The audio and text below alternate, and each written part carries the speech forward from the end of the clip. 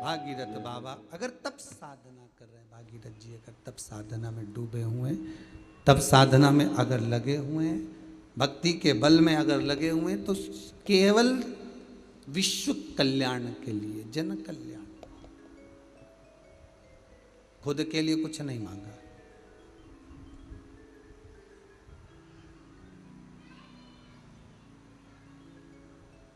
शिव कथा, शिव महापुराण की कथा ये दुख का हरण करने वाली, पहले भी कहा आज फिर कहते हैं, जिसके मोहल्ले में, कॉलोनी में, सोसाइटी में जहाँ कहीं कोई मान लो अधोगति में मर गया है, चले गया, निवेदन है थोड़ा सा टीवी का वॉल्यूम तेज कर कर आप उसको, उस जीव को सुना दो जो कोरोना महामारी में भी चला गया, श्रवण करा।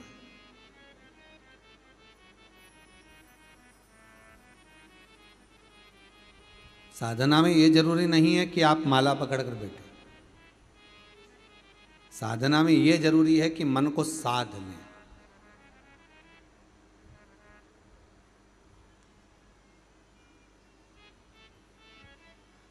दुनिया के लोग सारी इंद्रियां साधने को तैयार हो जाते हैं पर मन नहीं साध पाता। मैं यहां से निकल कर जा रही थी, वहां पे मरा हुआ कुत्ता पड़ा है, अब नहीं देखूंगी, आंखें बंद करने का प्रयास करेगी, पल्लू से छुपाने का प्रयास करेगी। नेत्र रूपी इंद्री को साध रहे हो पर मन सध रहा है क्या? मन में आया देखूं कोई उठा के ले गया कि पड़ा ही गया, मन फिर हो गया, मन नहीं सध पाया। अगर ये मन साध्य हो जाता, मन साध लेता तो जीवन का आनंद पा लेता।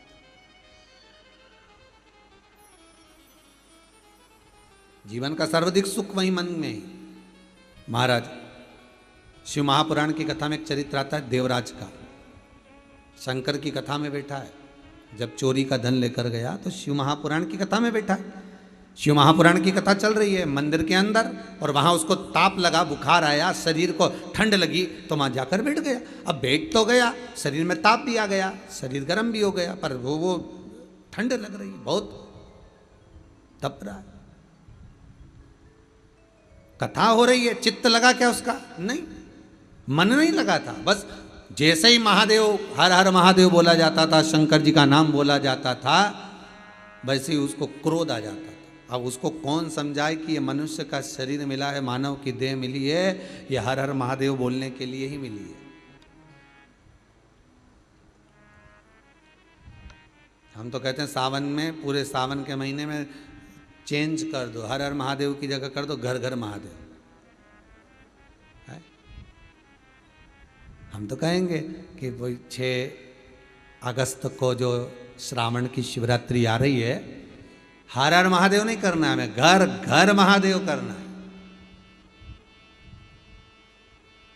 ब्राह्मण हो सफेद मिट्टी का शिवलिंग बनाओ, क्षत्रिय हो लाल मिट्टी का शिवलिंग बनाओ, वैश्य हो पीली मिट्टी का शिवलिंग बनाओ, शूद्र हो काली मिट्टी का शिवलिंग बनाओ। पार्थिव शिवलिंग का निर्माण करो और उसमें थोड़ा सा पीस कर काली मिर्ची अवश्य मिलाओ।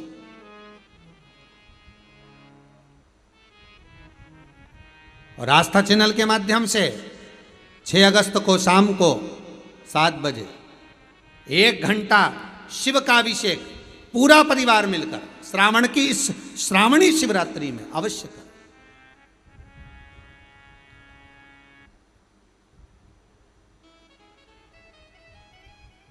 कई लोग कह रहे थे गुरुजी, पहले आपके यहाँ से वो फेसबुक यूट्यूब पर डलता था कि सावन के ये वाले सोमवार पे ये चढ़ाना, सावन के वो सोमवार पर ये चढ़ाना। अब की बार आपकी लिस्ट नहीं आई, तो निवेदन करेंगे अब की बार जो सावन आया है, इस सावन में सबकी श्रेष्ठता है, पर उसमें जो सर्वश्रेष्ठ है वो शिवरात्रि श्रेष्ठ है श्रावण की। इसलिए उसी दिन सामग्री की लिस्ट, अभी कथा जब चालू होती है उसके प्रथम में और उसके बाद में आप टीवी चैनल के माध्यम से वो लिस्ट आपको बता दी जाती है कि ये सामान चढ़ना है। आप कथा जब पूरी सुनोगे, कथा जब विराम होगी तो कथा विराम होने के बाद एक छोटा सा क्लिपिंग चलती है कि उसमें 6 तारीख वाले कार्यक्रम में क्या क्या चीज़ चढ़ना है, काली मिर्ची चढ़ना है, कितनी चढ़ना है, गेहूं के दाने चढ़ना है, कमल गट्टा चढ़ना है, तिल्ली चढ़ना है, काली तिल, तो वो सब चीज़ आपको बताई जा रही है टीवी चैनल के माध्यम से। कथा शुरू होती है जब भी लिखवाते हैं, और कथा समापन होती है तब भी एक क्लिपिंग आस्था चैनल के माध्यम से चलाई जाती है कि आप ये सामग्री उस दिन रखें और साथ में अभिषेक पूजन करें, शिव का स्मरण। हर हर महादेव, घर घर महादेव, प्रत्येक घर के अंदर महादेव। अब कई लोग कहें महाराज जी सफेद मिट्टी ना मिले तो क्या करें? अबीर चढ़ा दो उस पर, शिवलिंग सफेद हो जाएगा। पीली मिट्टी नहीं मिले तो उसके लिए करें हल्दी मिला दो उसमें। लाल मिट्टी नहीं मिले तो क्या करें उसके लिए? उसमें लाल चंदन मिला दीजिए, पर उसमें थोड़ा सा काली मिर्च का भाव क्यों डाला जा रहा है? शिव महापुराण में 2-3 चीजों का जो स्मरण करा गया है, लिंग पुराण के अंतर्गत जो बताया गया है कि काली मिर्ची शिवजी को क्यों चढ़ाई जाती है, केवल रोग की मुक्ति के लिए। ये जो दुनिया के लोग लगे तीसरी लहर आएगी, तीसरी लहर आएगी, तो इसको रोकने के लिए, और रुके ना रुके वो उस महादेव के हाथ में। पर इतना जरूर है कि जिसके घर में शिवलिंग की स्थापना होकर शिवरात्रि के दिन, श्रावणी शिवरात्रि के दिन जिसने अभिषेक कर लिया, इतना विश्वास तो मुझे देवाधिदेव महादेव पर है कि उसके परिवार का बाल बांका नहीं हो सकता, इतना विश्वास है। ये मेरा देवाधिदेव महादेव पर मुझे इतना विश्वास तो है कि उस घर का जिसने काली मिर्च चढ़ाई है, हाथ एक बच्चे का हाथ लगवा, भले वो 3 महीने का, 2 महीने का, 15 दिन का बच्चा क्यों ना, पर उसका भी हाथ लगना चाहिए और काली मिर्च चढ़ना चाहिए। शिवलिंग पर जो काली मिर्च लिखी है 21 चढ़ाने के लिए, वो उसमें उसका हाथ जरूर लगे, जिससे आपके घर में फिर वो रोग, वो बीमारी, वो तकलीफ ना दे, कोई जीव जाए ना। अभी ये दूसरी लहर में जितने जीव गए हैं उसका बड़ा दुख है जी, बड़ी तकलीफ हृदय से। जवान की जवान लोग साहब 30-35 साल, 40 साल, कई बच्चे अनाथ हो गए, कई घर बेघर हो गए, बड़ी दुख है। अब ये ना हो। मेरा काल अधिपति से निवेदन, महाकाल राजा से निवेदन कि तू अब साध लेना, अब ये तीसरी लहर अब तू देख लेना। तू खुद त्रिगुणाकार, त्रिकालदर्शी, त्रिनेत्रधारी, त्रिशूलधारी, तो ये तीसरी लहर पे तू भारी, फिर क्या करेगी लहर? क्या कर सकती है? तू स्वयं भारी हो जा। त्रिगुणाकार, बेलपत्र, 3 पत्ती के नेत्र तेरे, 3 त्रिशूल, तो ये तीसरी लहर अब तुझे ही समर्पित, तू निपट, तू जा, देखा जाए। बड़ी मुश्किल से लोगों का व्यापार चालू होता है साहब, फिर मालूम पड़े लॉकडाउन पड़ जाए, फिर मालूम पड़े तकलीफ हो जाए। किसी से पूछो उसके हृदय से, ठेला चला कर 2 रोटी अपनी जिंदगी की खा रहा। मेरा देव अधिदेव महादेव, अब इस राष्ट्र का उत्थान तू कर सकता है, कोई दूसरा। सर्वे भवन्तु सुखिनः, जन जन का कल्याण तू कर सकता, करो अभिषेक। श्रावण के महीने की शिवरात्रि 6 अगस्त को छोड़ना नहीं है। और आपसे भी निवेदन है, जितने लोग कथा सुन रहे हैं फेसबुक, यूट्यूब पर, मोबाइल पर, अलग अलग सबको फोन लगाओ, अपनी तरफ से मैसेज डाल दो व्हाट्सएप पर कि 6 तारीख को आपको अभिषेक करना है। अभी से आप एक मैसेज बनाओ, भले उसमें आपका फोटो चिपकाओ, हमें मना नहीं, भले आपका फोटो चिपकाओ। और एक बनाते हो ना फोटो, जन्मदिन का भी तो फोटो बनाते हैं, हैप्पी बर्थडे टू यू का है, शादी की सालगिरह का भी बनाते हो, उसमें फोटो चिपकाते हैं, तुम्हारा भी फोटो चिपका, उसमें लिख दो 6 अगस्त घर घर महादेव, हर हर महादेव। बस एक ही नारा बना लो और हर जगह अपना अपना फोटो लगा के अपने रिश्तेदारों को भेजो। 6 अगस्त शाम को 7 बजे से 8 बजे तक, क्योंकि शिवरात्रि लग रही है 6:28 पर। शिवरात्रि कब लग रही है? 6 तारीख को 6:28 पर, इसलिए अभिषेक रखा है शाम को 7 बजे। तो बिल्कुल हर हर महादेव, साथ में लिख दो घर घर महादेव, एक नारा बनाओ उसमें लिख दो, और लिखने के बाद में अपना अपना फोटो चिपका के सबको भेज दो। 6 अगस्त शाम को 7 बजे आप जरूर टीवी पर आस्था चैनल के माध्यम से कथा का लाभ लो और आनंद लो। 1 घंटे के बाबा महादेव अधिपति शिव के काल को हरने वाले उस महाकाल का अभिषेक, सुख पाइए। व्यापार व्यवसाय के लिए भी उसमें गेहूं के दाने चढ़वाए जा रहे हैं। संतान जिसको नहीं हो रही उसके लिए भी उसमें अन्न का दाना चढ़वाया जा रहा है। एक एक चीज चढ़वाई जा रही है। जो चीज शिव महापुराण में, लिंग पुराण में, स्कंद पुराण में, नर्मदा पुराण में जो वर्णन किया गया है पूजन का, उसका एक एक सामग्री उसमें चढ़ाई जा रही है कि आपको किसी भी तरह से सुख मिले, वो सुख प्राप्त हो, वो सुख मिले। महाराज शंकर की कथा करें। देवराज ब्राह्मण होकर मन नहीं लग पाया, भले जाकर बैठ गया, चित्तवृत्ति रम नहीं पाई, बैठा जरूर है, शरीर जरूर रखा है, पर मन भी तो लगे, नहीं लगा मन। बस अंतर यही है, बहुत अंतर है महाराज जी, ध्यान दीजिएगा। राजा सगर के 60,000 पुत्र जो राख के ढेर हो गए, महाराज जो राख के ढेर हो गए 60,000, जो राख के ढेर बने हुए हैं, वो सगर के पुत्रों में ना जाने कितने कितने हुए महाराज, जिन्होंने दिलीप आदि कितने हुए जिन्होंने केवल साधना तप करा, भगवान को रिझाया, गंगा को पृथ्वी पर लाने का प्रयास करा, सब कुछ करा, पर गंगा आई थी क्या? जम के तो बोलो, नहीं आई। गंगा आई क्या? नहीं। दिलीप ने भी करा, सगर के जितने आगे आगे वंश में हुए सब ने तप साधना करी, नहीं आई। केवल एक भागीरथ महाराज, उन्होंने तप साधना काय से करी? तो कहा दिल से करी। फिर निवेदन करूंगा भगवान को, निर्मल मन सो मोई पावा, मोई छल छिद्र कपट ना बाबा। भगवान को, आपको भगवान को केवल अगर चाहिए तो आपका निर्मल मन, स्वभाव, चित्त, वृत्ति, दिल, हृदय, और वो भी श्रेष्ठ।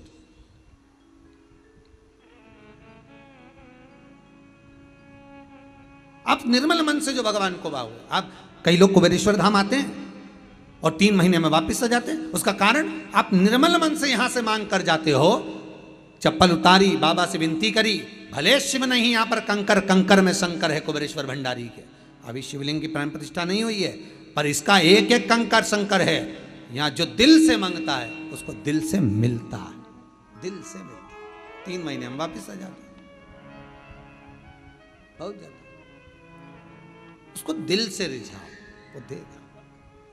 तेरे दरबार की बाबा निराली शान देखी है, तुझे देते नहीं देखा, पर झोली भरी देखी है। उसकी कृपा ही कुछ ऐसी है, वो देता है, बिना सोचे समझे देता है। देवराज का मन नहीं लग पाया, बाहर निकल गया। बाहर निकला, प्राण छूट गए। बेलपत्री की छांव पड़ गई थी वृक्ष की, जिसके कारण शंकर जी को लेने आना पड़ा। मात्र बेलपत्र के वृक्ष की छांव पड़ गई थी।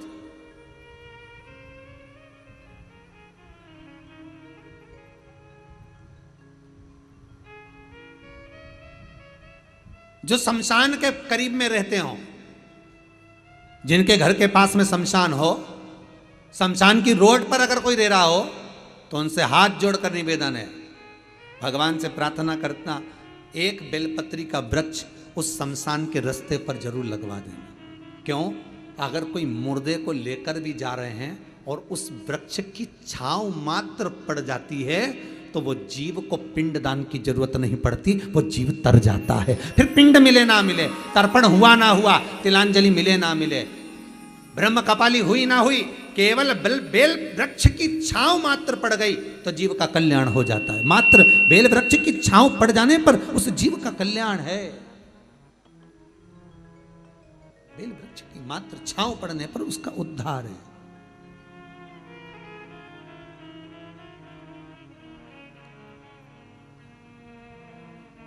केवल छांव पड़, जितने लोग शमशान के आसपास में रहते हैं ना, जहाँ से लोग अर्थी को लेकर जाते हैं, मुर्दे को लेकर जाते हैं, वहाँ पर कृपया निवेदन रहे कि वो उस जगह पर वृक्ष का रोपण करें, वृक्ष लगाएं और बेलपत्री का वृक्ष लगाएं, जिससे वहाँ से निकलने वाले उस जीव का कल्याण हो जाए।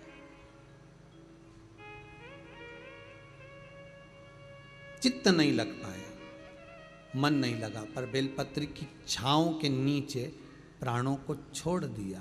प्राण गए देवराज परम धाम शिव के धाम गए। मन नहीं लगा था देवराज का। भागीरथ बाबा के भी जितने परिवार में लोग तब साधना करे गंगा जी को लाने के लिए, हो सकता है चित्त लगा ना लगा, पर दिलीप आदिक जितने भी हुए उसमें जो भागीरथ बाबा थे, भागीरथ जी महाराज का हृदय गंगा जी को लाने के लिए सबसे पहला अगर सुख पाया तो गंगा के चरणारविंद को पाने का प्रयास कर, गंगा को पाने।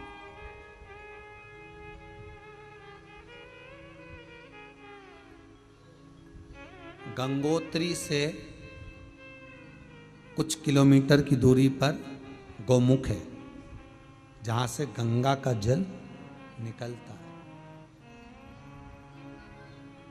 गंगा का जल जहां से निकलता है गौमुख, बड़ा सुंदर स्थल, चारों तरफ बर्फीली पहाड़ियां, और वहां से गंगा मैया आराम से निकल कर बाहर आ रही हैं। भागीरथ बाबा 60,000 काकाओं के उद्धार के लिए गंगा को जो लेकर आए, ये गंगा मैया सामने खड़ी होकर भागीरथ जी के बोल भी दी कि मैं आ जाऊंगी, पर दिक्कत एक है कि मुझे संभालेगा कौन। ऊपर से आई और नीचे चली गई तो मतलब क्या? ऊपर से आई नीचे चली गई, उसका मतलब क्या है? उसका सार तत्व क्या है? बहुत ध्यान दीजिएगा महाराज इस कथा में। कमाई तो हो रही है, 30,000 रुपये महीना, 40,000 रुपये महीना कमा कर लेकर भी आ रहे हैं। कमाई तो आपकी हो रही है, 30-40 हज़ार रुपये महीना आप कमा रहे हो, 50,000 रुपये महीना, 1 लाख, 2 लाख, 4 लाख रुपये आप कमा भी रहे हो, पर आया और चला गया, उसका क्या करोगे?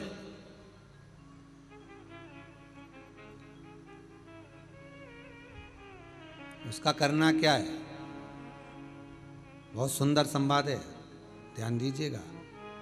जिसके घर में कमाने वाले 2-4 हैं, पैसा तो आ रहा है पर घर में टिक नहीं रहा, डॉक्टर में, पुलिस में, एक्सीडेंट आदि में, कहीं गलत जगह पर व्यसन में अगर पैसा जा रहा है, जुए में, मांसाहार, मदिरा पान, या कहीं आया पैसा, पैसा आने में कमी नहीं, आ रहा है पर टिक नहीं रहा, रुक नहीं रहा। कोई मांगने आ गया, दे दिया, फिर वहां से अपने पास नहीं आ रहा, अपन कह रहे हैं भैया हमारा पैसा लौटा दो, नहीं आ रहा। तो महाराज शिव महापुराण की कथा कहती है, एकादशी के दिन गंगा के जल में मात्र 7 बेलपत्री डालकर जो नंदीश्वर भगवान अर्थात जो शंकर जी के शिवलिंग के सामने नंदी होता है, उस नंदी के चरण पर गंगा का जल चढ़ाकर बेलपत्री शिव पर समर्पित कर देता है, उसके घर में रुपया रुकना चालू हो जाता है, फिर वो गलत जगह पर नहीं जाता, गलत स्थान पर वो धन जाएगा ही नहीं। बेटा अगर व्यसन में पड़ा हुआ है, मदिरा पान में पड़ा हुआ है, मांसाहार में, जुए आदि में जा रहा है, तुम्हें लग रहा है कि मेरा बेटा गलत मार्ग पर जा रहा है, ये मित्र दोस्ती गलत हो रही है, वो सही जगह पर आ जाए।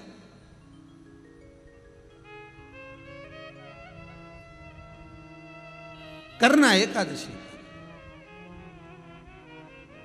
कई लोग इसको धन के लिए भी करते हैं, संपदा के लिए, संपदा के लिए अर्थात जिसका व्यापार नहीं चलता, जिसके घर में पैसा नहीं आता, या नौकरी नहीं लग रही, या सर्विस नहीं लग रही, आप अप्लाई कर रहे हो, जगह जगह जाकर इंटरव्यू भी दे रहे हो और पैसा नहीं आता, तो उसके लिए भी प्रयास किया जाता है। पर उसके लिए यहाँ पर जो धन के लिए करते हैं, उसके लिए विष्णुपदी के लिए करते हैं। मतलब जैसे गंगा के जल में तुलसी के 11 पत्ते डाले जाते हैं। कितने पत्ते डालते हैं? 11 तुलसी के पत्ते डालते हैं, और उसको किसी भी नारायण के मंदिर में, राम कृष्ण शिव, शंकर नहीं, राम कृष्ण भगवान विष्णु, दत्त आदि जितने नारायण के मंदिर हैं, उस मंदिर में किसी भी पात्र में, एक छोटे से पात्र में उसको भरकर रखी आते हैं महाराज। उससे भी जॉब, सर्विस, नौकरी में सफलता प्राप्त हो जाती है, परंतु वो भी एकादशी को ही होता है। कुछ देर तक पात्र को रखा जाता है, फिर वही पात्र का जल किसी भी वृक्ष के नीचे डाल दिया जाता है, उससे भी नौकरी के लिए फायदा मिलता है। गंगा का जल कोई साधारण नहीं, भागीरथ बाबा तब साधना में लगे, तो उनका हृदय चित्त वृत्ति मन बाबा में लगे। देवराज ने मन लगाया नहीं, और नहीं लगाया, इसके बाद भी बाबा की करुणा देखी कितनी हुई कि मरा, प्राण छूटे तो शिवधाम मिल गया। और उसके बाद भी बाबा की कितनी कृपा कि शिवधाम में भी जाने के बाद भगवान शंकर की सेवा में तल्ली। शिव महापुराण की कथा कहती है, एक बिंदुक नाम का ब्राह्मण था जिसकी धर्मपत्नी का नाम चंचुला देवी था। चंचुला की सबसे बड़ी गलती एक थी, पति अगर कमा कर ला रहा है तो पत्नी का फर्ज है कि पूछे ये धन कहाँ से ला रहे हो, ये पैसा कहाँ से ला रहे हो, और लेकर आए हो तो इसको सत्कर्म में लगाओ। थोड़ा सा पैसा 5 रुपये अगर पति कमा के ला रहे तो उसमें से 1 रुपया निकाल लो, 54 निकाल लो, पर 54 भी कहीं सत्कर्म में, कहीं दान में, कहीं पुण्य में, कहीं हो रहा हो कहीं सत्कर्म, उस जगह पर लगाने का प्रयास करिएगा। 54 निकाल, कमाई का एक भाग थोड़ा सा धर्मपत्नी का फर्ज। धर्मपत्नी कहते ही क्यों है? क्योंकि वो धर्म के पथ पर लेकर चले, वो धर्मपत्नी।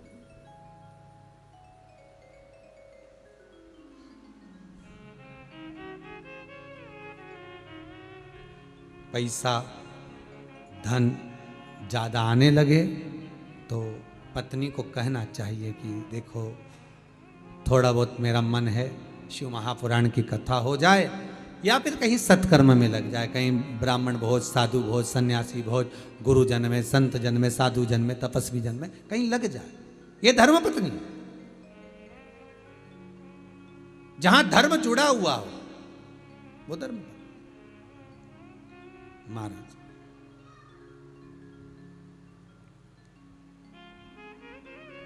चंचुला देवी ने पूछा नहीं, पति आ रहा था धन चुरा कर लेकर, पानी में गिर गया, मर गया, प्राण छूट गया।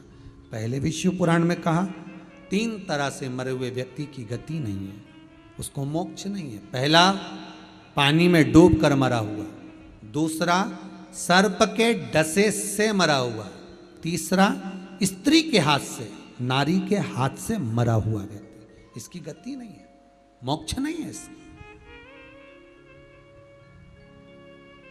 इनकी गति केवल एक है, वो है शिव महापुराण की कथा। अगर कोई पानी में डूबकर मर भी गया है, उसके परिवार का, उसके कुल का व्यक्ति अगर एक बार शंकर की कथा भले यहां आकर ना सुने, टीवी के सामने भी बैठकर सुन रहा है तो भी वो फल देगा, मोबाइल पर सुन रहा है तो भी वो फल देगा। एक अंश हम माताओं से निवेदन करते, बार बार कहते हैं, स्त्री के गर्भ में अगर कोई कुंवारी अवस्था का मर गया, 3 महीना, 4 महीना, 6 महीना, 8 महीना, या जन्म लेने के बाद कुंवारी अवस्था में कोई शांत हो गया हो, कोई मर गया हो, तो महाराज हम बार बार कहते हैं कि जिंदगी में एक बार शिव महापुराण की कथा का रसस्वादन अवश्य करें। जिससे क्यों?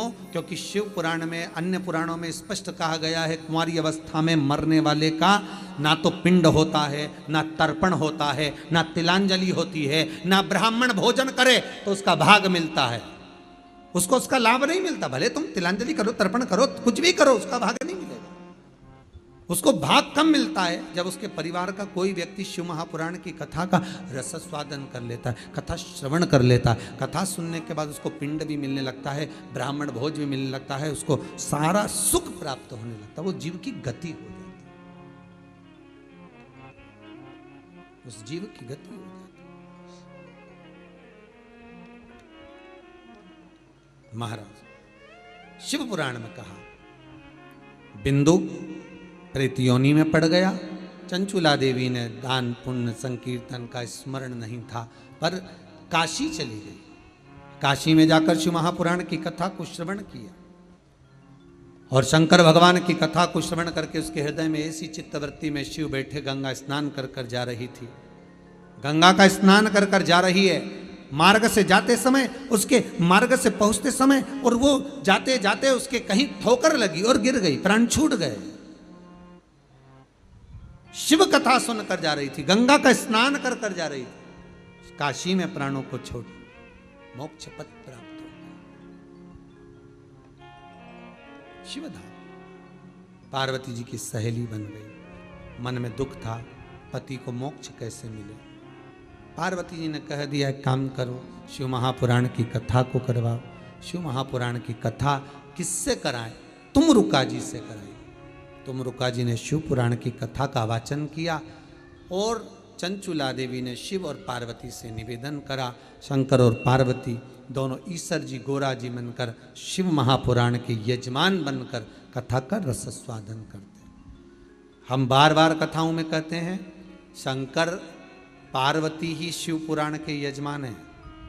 ये जो बूढ़े परिवार अगर कथा में बैठे हैं, पति पत्नी अगर कथा में यजमान बनकर बैठे हैं, तो हम तो ये जानते हैं कि ये 7 दिन के लिए शंकर और पार्वती बनकर शिव महापुराण की कथा को श्रवण कर रहे हैं। शिव पार्वती के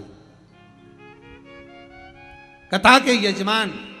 और हम तो बार बार कहते हैं जब भी शिव महापुराण, अन्य कथाओं में तुम बैठो तैयार मैयार हो कि नहीं हो पता नहीं, पर शिव महापुराण में तो ईश्वर जी और गोरा जी बनकर बैठना चाहिए। शंकर और पार्वती ने भी जटा वटा सब हटा के मेरे शंकर भगवान फेटा मेटा बांध कर तुर्रा तुर्री लगाकर खूब जरीदार कपड़े पहनकर मेरा शिव कथा श्रवण करने गए थे। और आज भी गणगौर जो होती है उसमें शंकर और पार्वती का स्वरूप आप देख सकते हो, कितना सुंदर सच कर गए थे। पार्वती जी भी गौरा महारानी ईश्वर गौरानी बनकर गई। कोई सहज है? शिव महापुराण की कथा, सुंदर कथा का संवाद श्रवण करने के लिए चलते, कथा का रसस्वादन करने के लिए चलते। सहज नहीं है शिव महापुराण। अकाल मृत्यु वो मरे जो काम करे चंडाल का, काल उसका क्या बिगाड़े जो भक्त हो महाकाल का। आज की कथा को यहाँ विराम की ओर लेते हुए बड़े भाव से कल कथा फिर पुनः 2 बजे से 5 बजे तक। भागीरथ बाबा ने गंगा जी को लाने के लिए कितनी बार तप करा, कल की कथा में श्रवण करेंगे। और भागीरथ जी महाराज गंगा जी को लेकर आए, तो गंगा जी को लाने के बाद में जब गंगा आ गई, गंगोत्री में गंगा जब पहुंची है, शिव की जटा में जाकर बैठ गई, फिर शंकर की जटा में पहुंचने के बाद भागीरथ जी महाराज ने गंगोत्री में तप नहीं करा। दूसरा स्थान कौन सा है जहां पर गंगा के लिए भागीरथ महाराज फिर तप करे? तब गंगा उस जगह पर आकर स्थित हुई और फिर वहां से चली। उसका स्मरण कल की कथा में करेंगे। बड़ी सुंदर जगह है वो, उसका दर्शन भी कराएंगे टीवी चैनल के माध्यम से कि ऐसी कौन सी जगह है जहां भागीरथ महाराज शंकर की जटा से गंगा को वापस निकाल रहे हैं। तो वहां का स्थान का वर्णन करते हुए वहां से आगे चलेंगे कल की कथा में। आज की कथा को यहाँ विराम देते हैं। हर हर महादेव, हर हर महादेव, हर हर महादेव। जय श्री राधे। सभी भक्तों को हर हर महादेव, सादर जय श्री कृष्णा। 7 दिवसीय सुंदर श्री शिव महापुराण की अलौकिक दिव्य कथा हम सभी पूज्य गुरुदेव के सानिध्य में श्रवण कर रहे हैं और निरंतर ही बाबा की कथा हम सभी को श्रवण करने का सुअवसर आस्था चैनल के माध्यम से, यूट्यूब फेसबुक के माध्यम से प्राप्त हो रहा है। व्यासपीठ को नमन करते हुए हम सबके प्रिय, हम सबके लाडले ठाकुर कल्लू जी महाराज के चरणों में नमन करते हुए परम श्रद्धे, परम आदरणीय, विश्वविख्यात पूज्य गुरुदेव के पावन चरणों को नमन करते हुए आप सभी से भक्तों के चरणों को नमन करते हुए कथा के प्रथम दिवस की कथा हम सभी ने श्रवण करी। और सावन का सुंदर महीना, पावन महीना, खुशबू सीधे कैलाश से आ रही है। कर लो भक्तों तैयारी, 6 अगस्त को मासिक शिवरात्रि आ रही है। 6 अगस्त को सुंदर बाबा के अभिषेक का आनंद हम सभी आस्था चैनल के माध्यम से, यूट्यूब फेसबुक के माध्यम से करेंगे। आप सभी को जो सामग्री है अभिषेक की, जो सामग्री रहेगी ऑनलाइन यह अभिषेक रहेगा। ये भारतवर्ष में, पूरे विश्व में एक ऐतिहासिक क्षण रहेगा। इसमें हम सभी, आप सभी सम्मिलित होंगे। निश्चित ही बाबा की कृपा हम सभी के घर पर बरसेगी, हम सभी के हृदय में बरसेगी और हम सभी के मन में बरसेगी। इसलिए 6 अगस्त को शायद 7 बजे आप सभी तैयारी करके रखें, बाबा का शिवलिंग बना के रखें। कल सभी को पूजन सामग्री चैनल के माध्यम से, यूट्यूब के माध्यम से बताई जाएगी। आप सभी एक कॉपी और पेन लेकर बैठें जिससे वह सामग्री सब आप एंट्री कर सकें। और इसी क्रम में जिन दानदाताओं ने, जिन भामाशाहों ने मंदिर, गौशाला, वृद्धाश्रम, अन्य क्षेत्र में अपनी सहयोग राशि प्रदान करी, उन सभी पुण्यशाली दानदाताओं के नाम श्रीमती पल्लवी हेमंत जी राणा मुंबई से 501 रुपए, कल्पना जी राणा मुंबई से 501 रुपए की सहयोग राशि आपने समर्पित की। संस्कार सार्थक जी चौरसिया मंडला से सुंदर 501 रुपए की सहयोग राशि आपने समर्पित की। पवन कुमार जी बेंगलोर से आपने सुंदर 10,008 रुपए की सहयोग राशि बाबा कुबेरेश्वर महादेव के विशाल मंदिर निर्माण हेतु प्रदान करी। बहुत बहुत बधाई, सुंदर विचार आपके। मेघनाथ जी गुप्ता चंडीगढ़ पंजाब से 501 रुपए